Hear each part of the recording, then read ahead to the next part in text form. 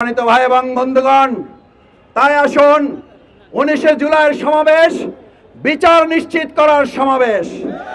19 জুলাইয়ের সমাবেশ সংস্কার না করতে পারলে এই নির্বাচন শুধু নয়, আপনারা নমিনেশন ঘোষণা করার সাথে সাথে এদেশের মানুষ অপেক্ষা, উদ্বেগ, উৎকণ্ঠার মধ্যে আছে। দেশে রক্তের বন্যা বয়ে যাওয়ার সম্ভাবনা আছে। নির্বাচন তো পরে, আপনাদের প্রত্যেকটা আসনে 10 জন, 12 জন, 15 জন, 20 জন করে গ্রুপ তৈরি করে যারা এখনই নিজেদের মধ্যে রক্তারক্তি পরিবেশ তৈরি করেছে, এদেশের মানুষ মনে করে নির্বিঘ্নে নিশ্চিন্তে ভোট দেওয়া তো পরের কথা, নমিনেশন ঘোষণা করার পর যে রক্তের হোলি খেলা শুরু হবে সেটা রক্ষায় তারা ব্যর্থতায় পর্যবসিত হবে। আমার ভাই বন্ধুগণ, আসুন সেই জন্য সংস্কার রাষ্ট্র শুধু নয়, সংস্কার শুধু ঐক্যমত কমিশনে নয়, সংস্কার নিয়ে আসতে হবে রাজনৈতিক দলগুলোর মধ্যেও। আমাদের সহনশীলতা, পরস্পরের প্রতি শ্রদ্ধা, বিশ্বাস, সম্মান নিয়ে আমরা একটা ঐক্যবদ্ধ জাতি নিয়ে ঐক্যবদ্ধ বাংলাদেশ বিনির্মাণ করতে চাই। সেই ঐক্যের প্রতীকের নাম, সেই ইনসাফের নাম, সেই আদর্শের নাম, সেই রাষ্ট্র পরিচালনার নাম, সেই প্রতীকের নাম কি? কি নাম সেই প্রতীকের নাম? আমার ভাইয়েরা আসুন,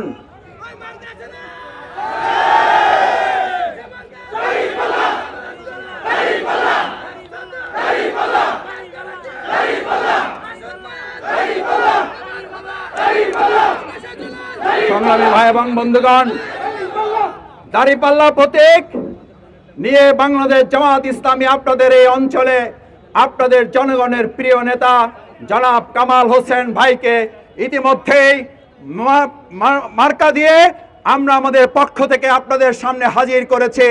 আপনারা কি কামাল ভাইয়ের পাশে আন্দোলন সংগ্রামে যেভাবে ছিলেন, আগামী দিনে তার সাথে থেকে কামাল হোসেনকে বিজয় করা নয়, কামাল হোসেনকে বিজয় করা নয়, আমরা কামাল হোসেনকে বিজয় করার মধ্য দিয়ে ইসলামকে বিজয় করে ইসলামকে সংসদে পাঠাতে কি রাজি আছি সবাই?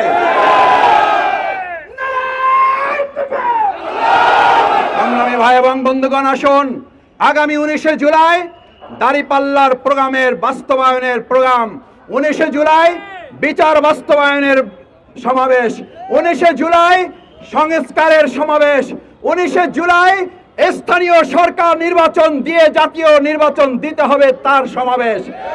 19 জুলাইয়ের সমাবেশ আমাদের সম্মানিত ভাইদের বোনদের নিরাপত্তা নিশ্চিত করার লক্ষ্যে, লেভেল প্লেইং ফিল্ড নিশ্চিত না হলে আজকে এখানে যারা উপস্থিত, এর আগে আমি মনে করি না সব জামাত ইসলামী ছাত্র শিবিরের লোকেরা এসেছেন।